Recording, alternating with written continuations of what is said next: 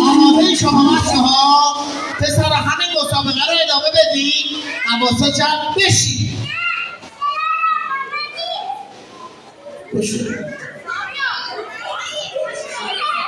بلند شد خودش. پاشو بشین میشون بشین. بچه ها هر کاری من گفتم برعکسش رو باید انجام بدید. اگه گفتم پاشو شما بلند نشین. سلام علیکم، خوبی شما؟ خوش میگذره بهت؟ 4 با بالا اومدید و قدم میزنی برای خودت. حواست پاشو آفرین پاشو.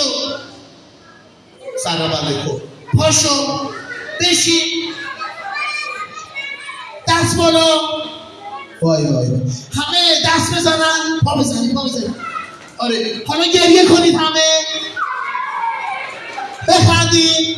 گریه بشین. پاشو. خوبی؟ پاپیونم داره، نگاه چه خوشگله. یه جوری به من نگاه میکنه مثل عاقل در صفی. به جان خودم میگه این منگوله رو نگاه کن چی داره میگه. 2 ساعت به من. خوبی تو؟ اسمت چیه؟ اصلا متوجه سپر مسابقه شدی؟ توضیح بده چی کار باید بکنی؟ میخنده. بله بچه ها یه ترانه خوشگل تقدیم به شما